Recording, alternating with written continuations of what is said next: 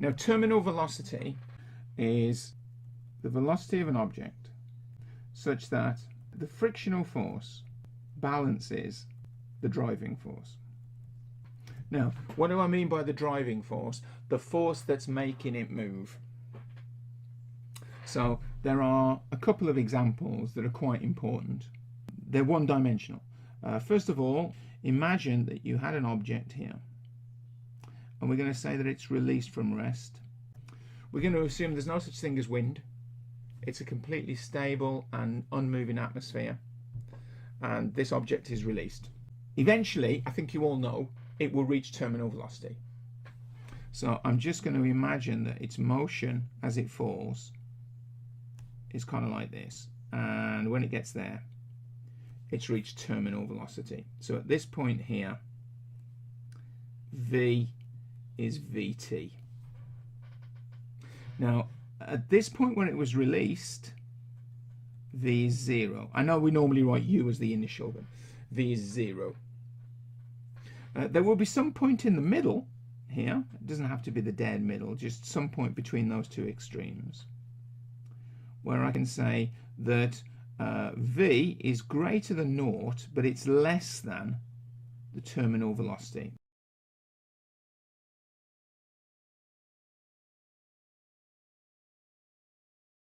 Now, if I write down the forces, there is only one force at this point acting on it, which is the weight. So I'm going to put an arrow like that for the weight, and that never changes. That is always the same. Now that's based on the idea that as it falls, weight is equal to mg, and g is not gravity, g is the gravitational field strength. So we assume on this fall that the gravitational field strength, the acceleration due to gravity, is constant. In truth, if the fall is a big height, it isn't, because g decreases as you move away from the center of the earth, but we assume that it's a constant. Okay, and now there's a frictional force, and I'll do that in red. There's a frictional force here. There's no frictional force here because it's not moving. At the moment that I release, it isn't moving, so there's no friction. It takes a short while for the friction to kick in. This one, there is some friction, but it's quite small. And at terminal velocity, there's friction, and the friction is as big as W because it's balanced. At this point here, I can say the total force acting on the object is equal, well, there is only one force, it's W, and I'm taking downwards as the positive direction. So it's W, and of course that equals mg, and total force on an object by Newton's second law of motion, which we'll discuss later, is ma. So this tells me that the acceleration is equal to the acceleration due to gravity. Okay, now at this point here, I can say that the total force acting on the object is W, that's the positive direction, minus FF, because it's in opposite direction. When a vector is in the opposite direction, we say it's a minus. And that will equal ma. F equals ma.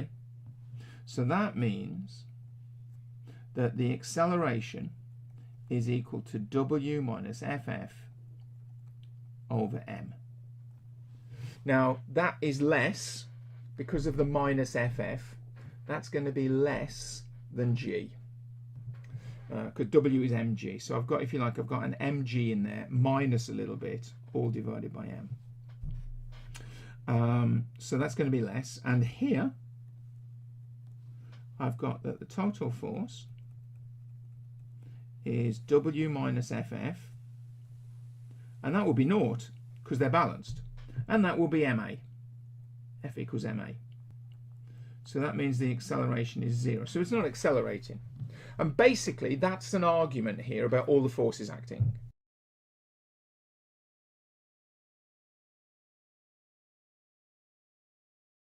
Now, as far as energy is concerned, first of all, there's this little bit here where it's falling, and it's just falling for maybe a second or so, and it hasn't got fast enough to generate any significant friction. And at that point there, what I can do is I can say that the loss of gravitational potential energy, because it's falling, will turn into an increase, a change in kinetic. So the GPE is falling and the kinetic energy is rising. So it's getting faster. And then I've got all this bit. Now it's just before it reaches terminal velocity. So now I've got this lot here. Just before we reach terminal velocity. For that situation, I've got friction now. I'm assuming there's some friction. So I've got delta GPE, because it is falling, so it's definitely losing GPE. And that will turn into an increase in kinetic energy, but because of the friction, there'll also be energy lost. It's pushing the air out of the way. It's pushing those atoms and molecules out of the way in order to kind of get through it. Effectively, you're warming up the atmosphere. You're making the atoms and the molecules move a little bit faster. And from your thermal physics, you know that the average kinetic energy of the particles in a system is given by 3/2 kT. If you make them move faster, you've raised the average, and that means you've raised the temperature. So you're kind of warming up the atmosphere when you drop an object and it generates friction. It's fast enough to have friction. And then we've got terminal velocity. Now at terminal velocity, there is still a loss of GPE because it's falling. But at terminal velocity, its kinetic energy is not increasing anymore. It's at terminal velocity, which means all of your lost GPE is energy lost to the atmosphere.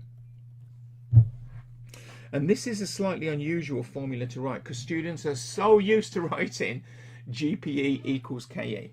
To not have a KE in a formula feels a little bit weird. So basically, for an object falling towards terminal velocity, on the right-hand side, we have all of the force equations. On the left-hand side, there's all the energy arguments you need to be aware of. So that diagram contains a huge amount of sort of knowledge.